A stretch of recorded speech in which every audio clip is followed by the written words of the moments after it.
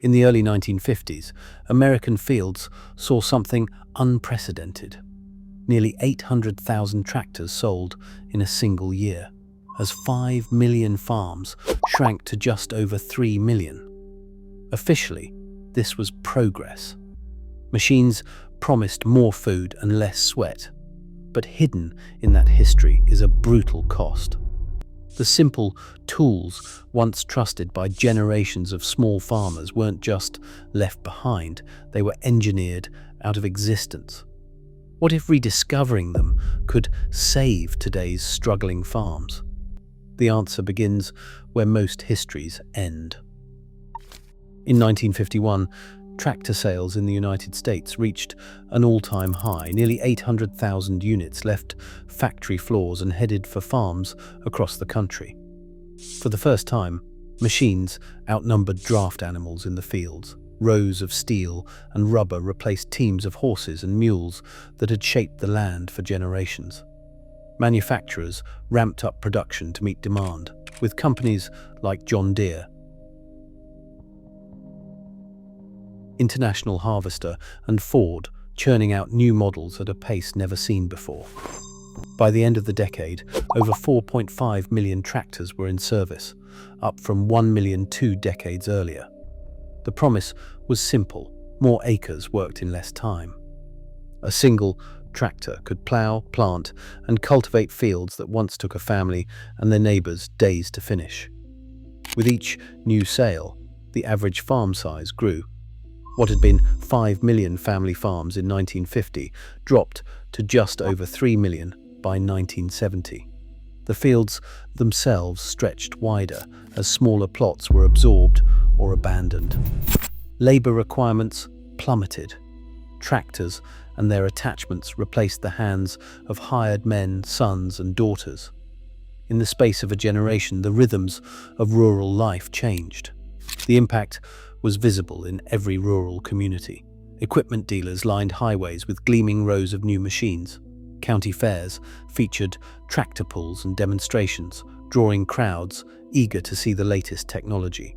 Extension agents led workshops on maintenance and efficiency, urging farmers to keep pace with the march of progress. The era of the hand tool faded fast. Implements that had served for decades, broadforks, scythes, and wheel hoes, gathered dust in barns or disappeared entirely. The scale of the transformation was staggering. Mechanization promised a future of abundance. But it also brought a new set of challenges that would shape the fate of small farms for decades to come. By 1970, the American countryside looked nothing like it had just 20 years earlier. The number of farms had fallen sharply, dropping from more than 5 million in 1950 to just over 3 million. This loss, over 2 million farms, was not simply a matter of changing technology.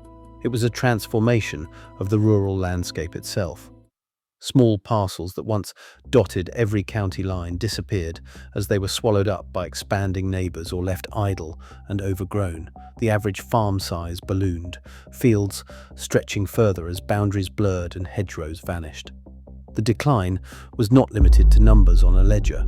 Across entire regions, rural schools closed their doors, main streets emptied, and communities shrank. For every family that left the land, another piece of local memory faded.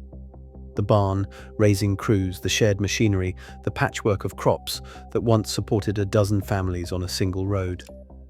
What remained grew larger, more uniform, and more dependent on machines that demanded scale to pay their way. USDA statistics from this era tell the story with stark precision.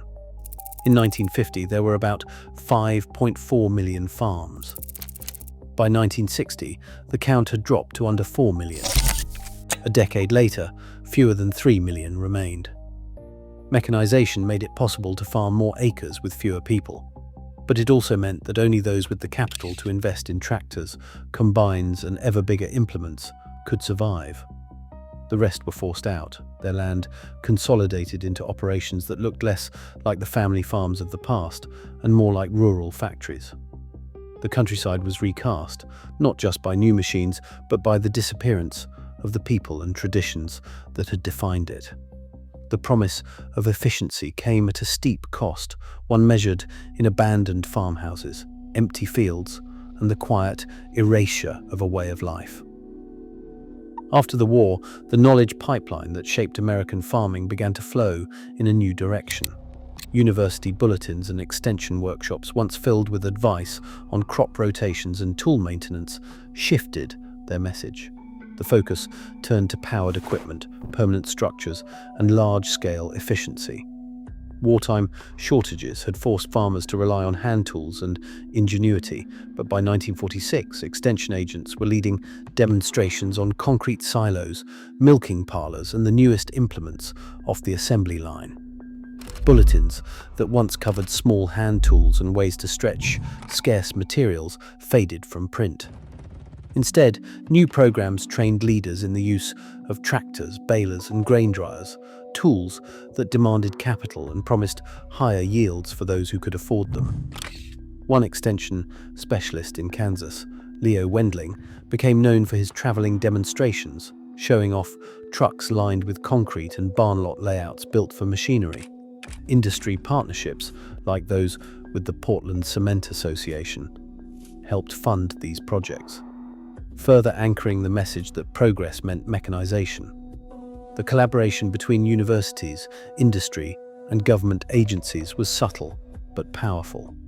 Extension agents, often trusted voices in rural communities, encouraged farmers to modernize, sometimes without mentioning the long-term costs or the growing gap between those who could keep up and those who couldn't.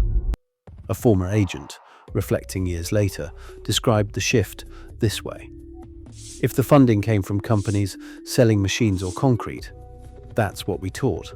The rest got left behind." For small farmers, these lessons carried weight. The promise of prosperity came bundled with new debts and the quiet erasure of skills that had sustained families for generations. Bankers and equipment dealers did not just sell machines, they sold the loans to pay for them. By the mid-1950s, a new tractor or combine almost always came with a 5 to 7 year note, locked in at interest rates that could swing with the season. For a small farm, a $10,000 tractor meant monthly payments of $150 or more, a heavy burden when corn prices dipped or a hailstorm flattened a field. The promise of efficiency masked a hard reality. The machine demanded to be paid, rain or shine. Missing a payment could mean foreclosure or a forced auction, and the cycle repeated across the countryside. The numbers grew quickly. Farm credit approvals soared alongside tractor sales, with lenders eager to finance the latest equipment. Dealers offered easy terms, sometimes zero down, just sign and drive away. But the fine print told a different story. Unlike a hoe or a scythe, a tractor lost value every year. Repairs and maintenance added to the tally, and insurance became another line item. For many, the math never worked. The more acres a farmer worked to cover the debt, the more fertilizer, fuel, and seed they needed to buy on credit. One bad year could wipe out a decade of savings. Debt became a silent partner in every decision. The land itself was often collateral, tying families to a payment schedule set by distant banks. The old tools, passed down for generations, had never demanded a monthly check. Now, the future of the farm depended on keeping up with bills, not just the weather or the soil. The cost of progress was measured in signatures and interest, and for thousands of small farmers it was a price too high to pay. Under the weight of a tractor, soil behaves less like a living sponge and more like a compressed brick. Each pass of a multi-ton machine does more than flatten the surface. It crushes the intricate network of pores and channels that roots, water, and microbes depend on. Soil scientists have measured this effect for decades. A single trip across moist ground can reduce soil porosity by as much as 25%. That loss is not just a statistic. It means less air for plant roots, slower drainage after rain, and a sharp decline in the microscopic life that turns organic matter into nutrients. In a healthy field, nearly half the soil volume is open space, pockets of air and water that let roots breathe and earthworms tunnel. But when the pressure from heavy equipment closes those gaps, oxygen drops and roots struggle to expand. Water pools on the surface, unable to soak in. Crop yields falter and the ground becomes harder with each season. Studies from the 1960s onward show that compacted soils can take years to recover, if they recover at all. The damage is often invisible at first. No dramatic cracks or obvious ruts, just a slow tightening beneath the surface. For small farms, the consequences are immediate and long-lasting. Fields worked by hand or with lightweight tools maintain their structure, allowing plants to reach deeper and resist drought. But once compacted by machinery, a field may lose its resilience for a generation. The numbers behind compaction translate to real losses, less growth, more runoff, and a legacy of diminished fertility that outlasts any loan payment or equipment upgrade. A tractor can finish in an afternoon what once took a crew of neighbors several days. On paper, the numbers look irresistible, a tenfold reduction in labor hours for some tasks like bed preparation or weeding. A single operator seated behind the wheel can now cultivate dozens of acres with the push of a throttle. For large-scale operations, this efficiency translates into more land worked, more crops harvested, and fewer hands on the payroll. But the equation is more complicated for small farms. The upfront cost of machinery, often tens of thousands of dollars, doesn't disappear after purchase. Repairs, fuel, insurance, and loan payments add up quickly. Beneath the surface, the land itself bears a hidden expense. Soil compaction from heavy machines reduces yields year after year, and it demands more fertilizer and irrigation to compensate. Labor savings are real, but so are the costs that follow. A 5-acre market garden worked with hand tools might require 400 hours of labor for planting and weeding, while a tractor can cut that to 40. Yet the tractor's price tag and ongoing expenses can swallow any profits, especially when margins are thin. Over time, the soil structure deteriorates, making each season a little harder than the last. The promise of mechanization, more done with less, often hides a curve where short-term gains erode long-term viability. For small farmers, the real trade-off isn't just time versus sweat, it's profit versus resilience, and the choice of tool can tip the balance for years to come. A small farm doesn't need a fleet of machines to thrive. Instead, it relies on a set of tools that have stood the test of time, each one designed for a specific job, each one built for decades of use. The list begins with the broad fork, a tool that lifts and aerates soil without crushing it. Next comes the wheel hoe, perfect for weeding and cultivating between rows. The scythe follows, slicing through grass and cover crops faster than most gas trimmers. The sickle, smaller but just as sharp, handles grain harvest on hillsides where machinery can't reach. For threshing, there is the flail, a simple device that separates grain from stalks with a swing of the arms. The ard plough traces shallow furrows, avoiding the deep inversion that leads to erosion.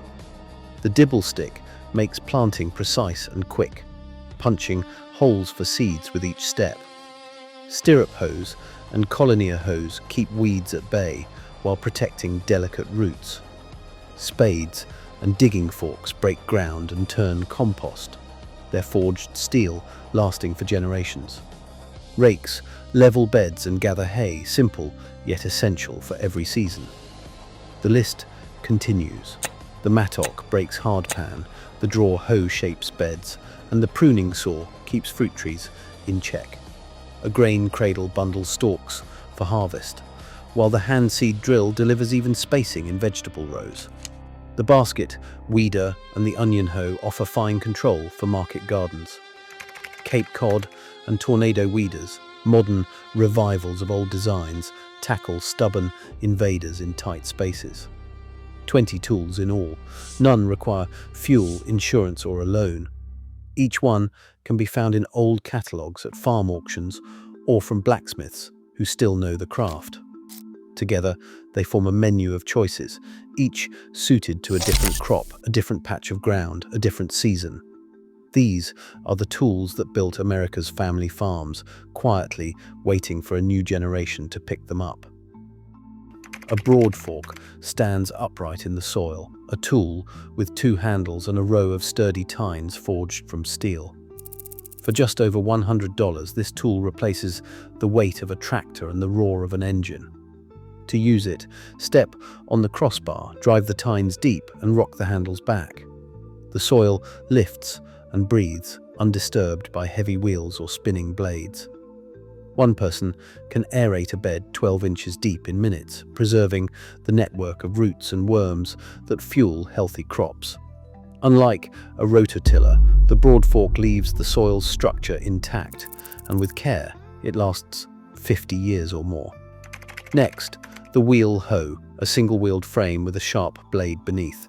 Priced around $150, it glides between rows, slicing weeds and fluffing the topsoil. Push forward, pull back, and the blade does its work. In 1 hour, a wheel hoe can weed a quarter acre, saving the back and the knees. Maintenance is simple. Tighten a bolt, sharpen a blade. There is no fuel to buy, no oil to change, and no parts to order from a distant dealer. The wheel hoe's design has not changed much since the days of Planet Junior, and for good reason. It is the fastest way to keep rows clean without compacting the ground. The scythe, with its curved blade and wooden snath, costs less than $80 new and may cost less at a farm auction or from a blacksmith's forge. A practice swing cuts grass, cover crops, and even grain faster and quieter than a gas trimmer. The rhythm is steady. Step, swing, lay the cut stems in neat windrows. A sharp blade and a little skill turn mowing into a quiet, efficient task. Some blades have seen 3 generations of use, handed down from one farmer to the next. One blacksmith put it best: a tool that outlives its maker is a tool worth owning. These 3 tools, broad fork, wheel hoe, pay for themselves in a single season and keep working long after the latest tractor model is obsolete. For any small farm, starting with these is not just tradition, it is smart business. The only question left is who will pick them up next. Today, as over 200,000 small farms disappear each decade in the United States, the tools we choose define not just our yields, but our survival. Heritage implements offer resilience where corporate machines demand debt. The future of local food may depend on what's in a farmer's hands, not a company's catalogue. The soil remembers. Will we? Share your thoughts below.